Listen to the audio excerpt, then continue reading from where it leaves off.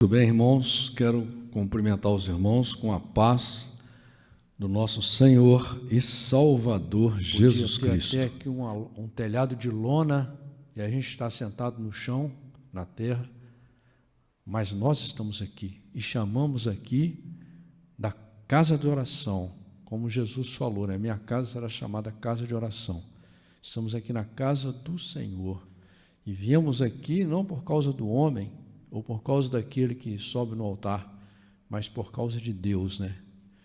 E a misericórdia de Deus que nos alcança e nos traz, o Senhor nos traz a igreja para nos ensinar, para nos ajudar na nossa fraqueza. E nós temos que sermos muito gratos a Deus por podermos ter essa oportunidade. Irmãos, o tolo, pessoa tola, que não usa a sabedoria, ela tem certeza que ela vai fazer uma coisa errada e vai dar certo. Ela vê na TV, no rádio, nos jornais, falando que o fulano, a fulana, fez uma coisa errada e foi presa. Pegou 10 anos de cadeia, 20, 30. Mas o tolo, ele olha, mas não vê. Ele ouve, mas não escuta. Ele vai lá e faz, ele acha que com ele vai dar certo. Mas eu digo para você, no mundo inteiro, essas pessoas pagam caríssimo pela sua tolice. O errado nunca vai dar certo. O negativo nunca vai dar certo. Aparentemente, pode ser que dê certo, né? Mas nós lemos até no Salmo 73, tem uma lição maravilhosa ali no Salmo 73, você deveria ler na sua casa e meditar, você vai ver que coisa linda, que é um cristão, ele, pressionado pelas circunstâncias, pelos acontecimentos, pela engrenagem poderosa da sociedade, que muitas vezes espreme a gente, tira quase todo o caldo da gente, né?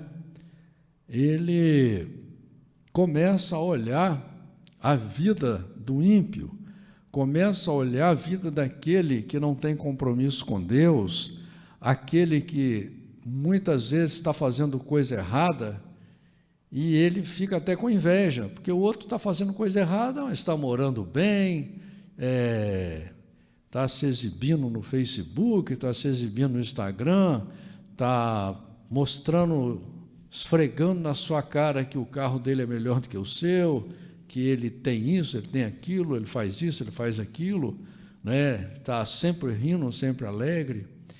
Mas esse cristão, quando ele realmente entra na igreja, aí ele vê a realidade.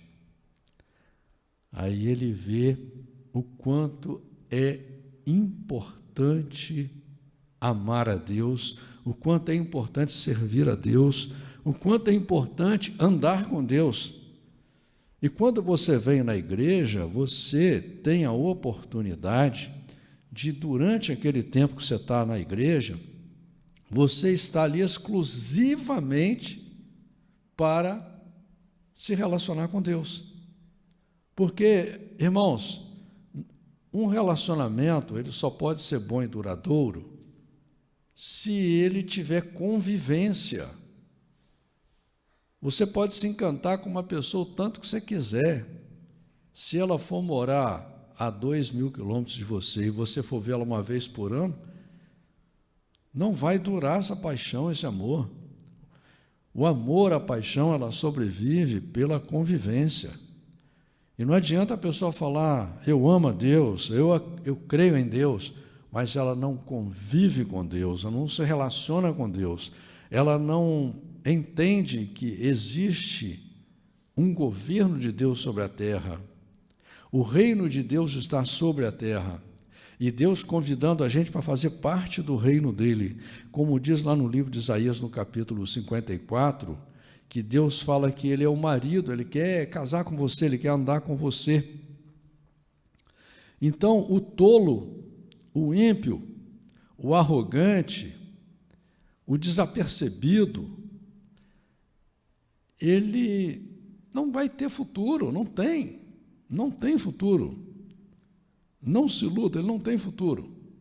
E a Bíblia diz no livro de Isaías, no capítulo 55, no versículo 6, diz assim: buscai ao Senhor enquanto se pode achar, invocai-o enquanto está perto. Olha, por que Deus está chamando a atenção assim? Porque muitas vezes você pega Deus e coloca em um canto, ou coloca longe até da sua casa. Muitas vezes você deixa Deus na igreja, você vem na igreja, e você deixa Deus na igreja e vai para casa sem Deus. Só quando você resolve ir no culto que você se lembra de Deus de novo. Aí eu te pergunto, e quando a calamidade chega? Quando realmente a dificuldade chega? Qual é a primeira pessoa que você pensa? É em Deus. Aí você vem a Deus. E quando chegar a hora da sua morte, você vai poder invocar a Deus? Quando você morrer, você vai ter oportunidade para se arrepender? Você vai ter oportunidade para vir na igreja? Você já viu algum morto vindo na igreja?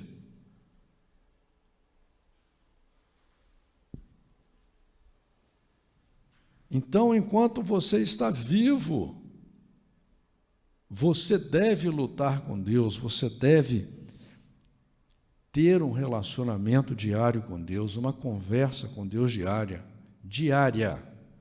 Eu fico vendo, irmãos, as pessoas hoje achando que são inteligentes e querendo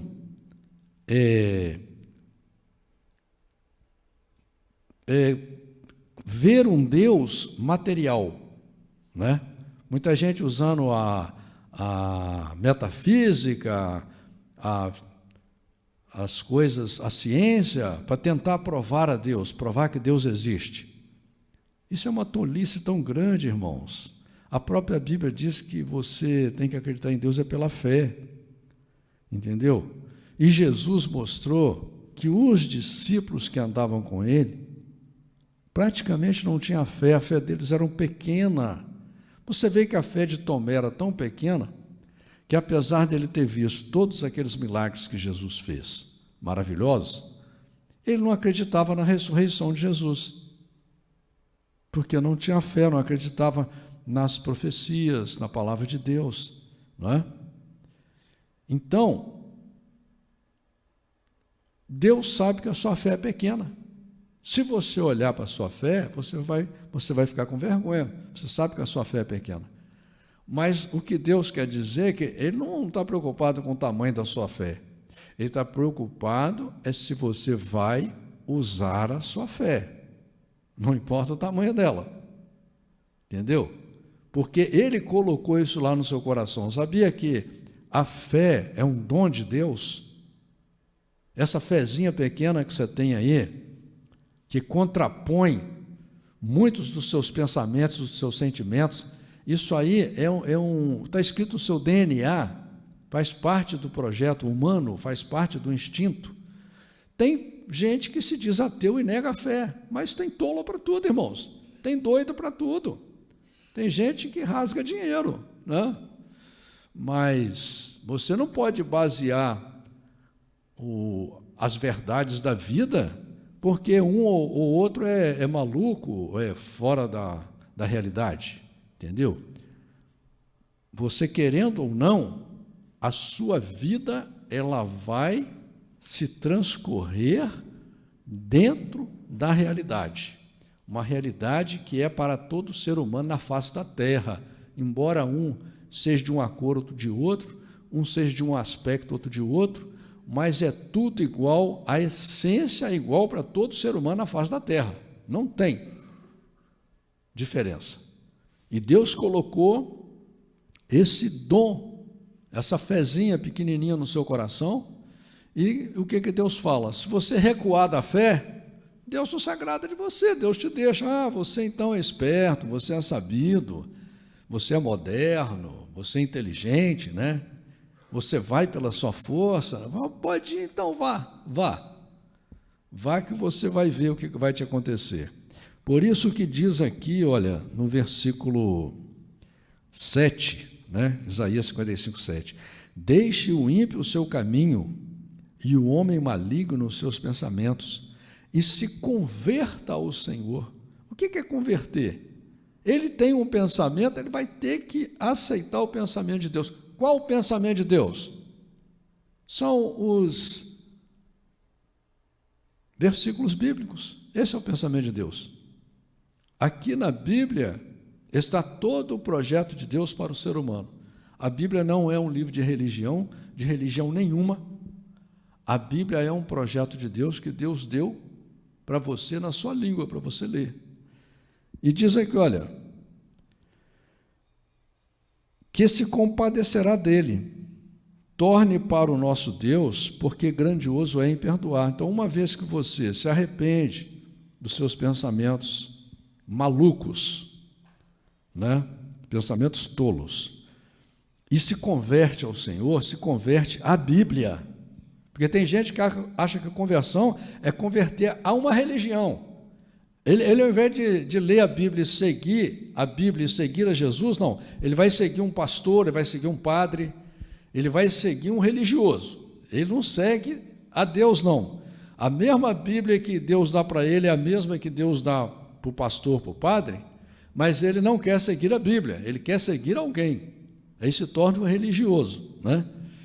Mas Deus, o que Deus fala aqui? Olha, porque os meus pensamentos não são os vossos pensamentos, nem os vossos caminhos, os meus caminhos, diz o Senhor. Então, irmão, você tem que entender que o projeto de Deus é diferente do seu, e você precisa de aceitar ele. Por isso que chama conversão, entendeu? Não adianta você falar que se converteu, mas você se converteu a quê? Você se converteu a uma religião? A regra de alguém que diz que é representante de Deus? Você não precisa de nenhum representante de Deus, não. Deus fala direto com você. A Bíblia é o próprio Deus falando com você, não é? Se você não aceitar o que está escrito na Bíblia, Jesus falou, olha, se você não aceita a minha palavra, se você não aceita a palavra que Deus escreveu, não adianta, né? O que vai adiantar? Porque assim como os céus são mais altos do que a terra, assim são os meus caminhos mais altos que os vossos caminhos, e os meus pensamentos mais altos que os vossos pensamentos. Porque assim como desce a chuva e a neve dos céus, e para lá não tornam, mas regam a terra e fazem produzir, e brotar e dar semente ao semeador, e pão ao que come, assim será a minha palavra que sair da minha boca. Ela não voltará para mim vazia, antes fará o que me apraz, e prosperará naquilo para que a enviei. Ô irmãos, aqui Deus está deixando claro. Aí você fala assim, mas qual a palavra de Deus? Deus nunca falou comigo. Como que Deus nunca falou com você? Deus te deu uma Bíblia. Só que você não aceita a Bíblia. Você inventa tudo quanto é desculpa. É porque é muito difícil de ler. É porque eu não tenho tempo. É porque eu não entendo nada. É porque, olha só, para que foi escrever esse negócio aqui? Entendeu? Então você começa a questionar a Bíblia. Você começa agora, para poder conhecer a Deus, a ler livros que fulano escreveu, que ciclano escreveu, que Beltrano escreveu, entendeu? Mas você não lê aquilo que Deus escreveu. E se Deus escreveu assim, é para você ler assim, e acabou, entendeu? Você entendeu bem, você não entendeu, amém. Mas, por exemplo, aqui nós já lemos aqui uma parte, dá para você entender, não dá? Aquilo que dá para você entender, maravilha, aceite para você. Mas, como diz o irmão aqui, né, você tem que meditar nesse livro de dia e de noite, para que você possa conhecer a Deus, para que você seja forte, para que você tenha personalidade, porque a sociedade já te contaminou, a sociedade já impregnou um monte de pensamentos ridículos em você, que vão contra a essência do ser humano, vão contra você. E eles colocaram isso na sua cabeça e te pressionam todos os dias, para todo lado que você vai, para que você se afaste de Deus, para que você se afaste do projeto original. Deus quer te fazer feliz, Deus quer te dar paz, Deus quer te dar alegria. Mesmo na dificuldade, Deus quer te mostrar o caminho do futuro, que é a ressurreição, a vida eterna, que é para o seu próprio bem. Aqui no livro de Eclesiastes, tem uma palavra, no versículo 9, no capítulo 9, no versículo 14, que diz assim, olha, houve uma pequena cidade em que havia poucos homens, e veio contra ela um rei, e a cercou e levantou contra ela grandes tranqueiras. Olha, esse rei veio, cercou essa cidade para trazer a morte, o desespero para essas pessoas, né? E diz aqui, no versículo 15, e vivia nela um sábio pobre, que livrou aquela cidade pela sua sabedoria, e ninguém se lembrava daquele pobre homem. Então disse eu, melhor é a sabedoria do que a força, ainda que a sabedoria do pobre foi desprezada, e as suas palavras não foram ouvidas. As palavras dos sábios devem, em silêncio, ser ouvidas, mais do que o clamor do que domina sobre os tolos. Melhor a sabedoria do que as armas de guerra, mas um só pecador destrói muitos bens. Então, olha só aqui, Deus mostrando o quanto é importante a sabedoria.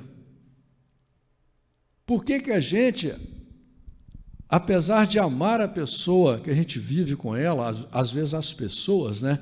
Às vezes você vive com a esposa, com os filhos, você tem mais o seu círculo de familiar, pai, mãe. Por que você não consegue ser feliz com essas pessoas, sendo que você ama elas? Por que você entra em conflito com essas pessoas? Por quê? Eu te pergunto, por quê? Você rasga dinheiro, por acaso? Você come qualquer coisa que botar no seu prato, você come? Você é meio doido? Você é doido mesmo? Porque doido eu conheço no hospício, lá realmente o cidadão é doido, ele está no hospício. E normalmente quem está lá no hospício doido lá, ele não é mau não, ele é doido mesmo, ele não tem noção de realidade não. Mas você que não rasga dinheiro, que não toma água de privada, por que você entra em conflito com as pessoas mais importantes da sua vida? Por quê? Você já perguntou para você mesmo? É claro que você vai ter uma lista de reclamação das pessoas que você vive, né? Isso, com certeza, porque todo mundo é o culpado, você é o único santo. Mas o dia que você se converter ao Senhor, você vai olhar para você e você vai dizer: eu sou a luz desse mundo, eu sou o servo de Deus, eu sou o atalaia, eu vou lutar para mudar o meu mundo, eu vou lutar para amar direito, para fazer bem feito, para fazer como Deus quer, eu vou lutar para ter os pensamentos de Deus, os sentimentos de Deus, eu vou lutar, eu vou clamar a Deus dia e noite para que Deus coloque em mim um coração novo, um pensamento novo, como está prometido no livro de Ezequiel. É mudança, irmão, é conversão. Não é conversa, não é historinha para boi dormir. As coisas de Deus são seríssimas. Você vê que mesmo às vezes a pessoa amando a outra muito, ela às vezes entra um pensamento ruim nela, e ela arruma uma confusão tão grande que chega a matar o outro, né? Tem pai que mata filho, tem filho que mata pai, tem marido que mata a mulher, né? Espanca a mulher. E quer dizer, a gente, na verdade, se você for analisar, você está agindo pior do que qualquer animal aí que tem na Terra. Né? Então, Deus traz a Bíblia para que ela venha transformar a gente. Se você aceitar, se você não aceitar, não adianta também não. Isso é uma decisão sua. Agora, eu posso dizer para você, você tem que aprender a lutar todos os dias. Estamos lendo o livro de Êxodo, no capítulo 36,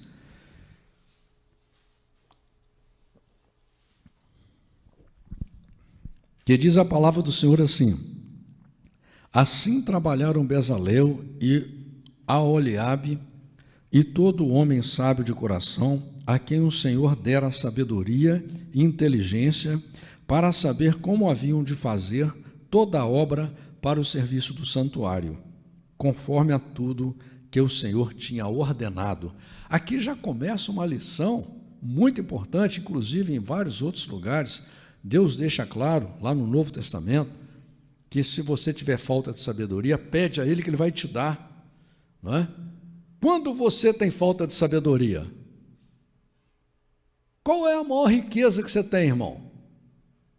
Você acha que às vezes sabedoria é você trabalhar, você ser um engenheiro, é você fazer uma casa? Sabedoria é você ir lá e comprar um carro?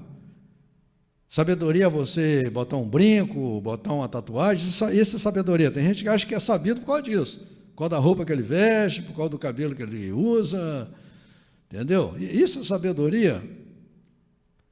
Sabedoria é quando você souber amar direito a Deus em primeiro lugar, quando você souber amar direito as pessoas mais importantes do seu mundinho, da sua bolinha, da sua bolha, você consegue tratar muito melhor as pessoas da rua que você nunca viu do que as pessoas que fazem parte do seu mundinho, entendeu? E você tem que compreender o seguinte: todos nós, no projeto de Deus, temos um vazio no nosso peito, um vazio constante, a gente já acorda com esse vazio. Isso Deus fez por causa do instinto de sobrevivência nosso, para que a gente tenha esse desejo de busca, mas também Deus fez para que você preencha esse vazio com o amor de Deus.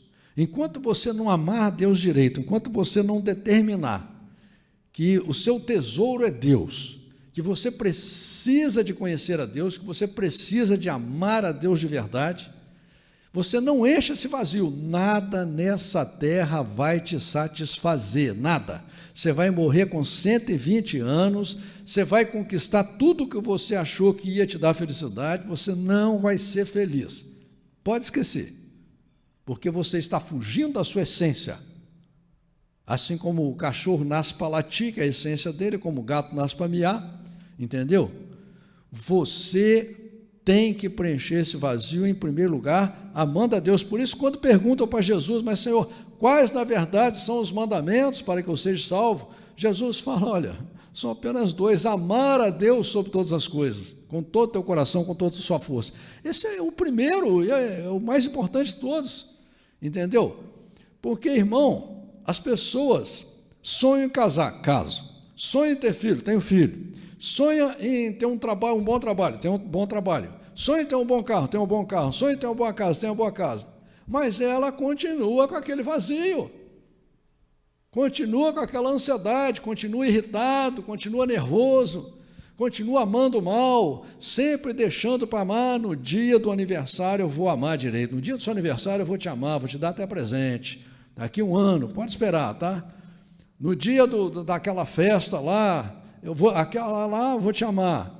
Isso é ridículo, sabe o que nós temos na nossa vida? É só o hoje, o ano que vem não existe, entendeu? É só o hoje, e é nesse dia chamado hoje, por isso que a Bíblia fala aqui: buscar o Senhor enquanto se pode achar, entendeu? E por isso que a Bíblia fala, o dia é hoje que você tem que amar, entendeu? É hoje. Então, tem que pedir sabedoria para Deus, para quê? Para que você saiba construir o seu mundo. A sociedade está dizendo para você que a sua felicidade é quando você tiver muito dinheiro. Então, você fica correndo 24 horas por dia atrás do dinheiro. Entendeu? Então, Moisés chamou a Bezalel e a Oliabe e a todo homem sábio de coração, em cujo coração o Senhor tinha dado sabedoria, a todo aquele a quem o seu coração moveu a se chegar à obra para fazê-la. Estes receberam de Moisés toda a oferta alçada que trouxeram os filhos de Israel para a obra do serviço do santuário, para fazê-la. E ainda eles lhe traziam cada manhã ofertas voluntárias. E vieram todos os sábios que faziam toda a obra do santuário, cada um da obra que fazia. E falaram a Moisés, dizendo: o povo traz muito mais do que basta para o serviço da obra que o Senhor ordenou se fizesse. Então mandou Moisés que proclamassem por todo o arraial, dizendo: nenhum homem nem mulher faça mais obra alguma para a oferta alçada do santuário. Assim o povo foi proibido de trazer mais. Olha que beleza, irmãos. Quando a pessoa faz a obra de coração, com vontade, ninguém aqui estava sentindo pesado a fazer a obra, que estava fazendo de coração, estava fazendo feliz. Tiveram até que mandar parar, porque estavam fazendo mais do que tinha sido pedido, porque tinham material bastante para toda a obra que havia de fazer-se, e ainda sobrava. Assim, todo o sábio de coração, entre os que faziam a obra, fez o tabernáculo de 10 cortinas de linho fino torcido, e de azul, e de púrpura, e de carmesim, com querubins, da obra mais esmerada as fez. O comprimento de cada cortina era de 28 côvados, e a largura de 4 côvados. Todas as cortinas tinham a mesma medida. E ligou 5 cortinas, uma com a outra, e outras 5 cortinas também ligou uma com a outra. Depois fez laçadas de azul na borda de uma cortina, à extremidade, na juntura, assim também fez na borda, à extremidade da juntura da segunda cortina. 50 laçadas fez numa cortina, 50 laçadas fez numa extremidade da cortina, que se ligava com a segunda. Essas laçadas eram contrapostas uma à outra. Também fez 50 colchetes de ouro, e com esses colchetes uniu as cortinas uma com a outra, e assim foi feito um tabernáculo. Fez também cortinas de pelos de cabras para a tenda sobre o tabernáculo. Fez 11 cortinas. O comprimento de uma cortina era de 30 côvados e a largura de 4 côvados. Estas 11 cortinas tinham a mesma medida. E uniu 5 cortinas à parte e outras 6 à parte. E fez 50 laçadas na borda da última cortina, na juntura. Também fez 50 laçadas na borda da cortina, na outra juntura. Fez também 50 colchetes de metal para juntar a tenda, para que fosse um todo.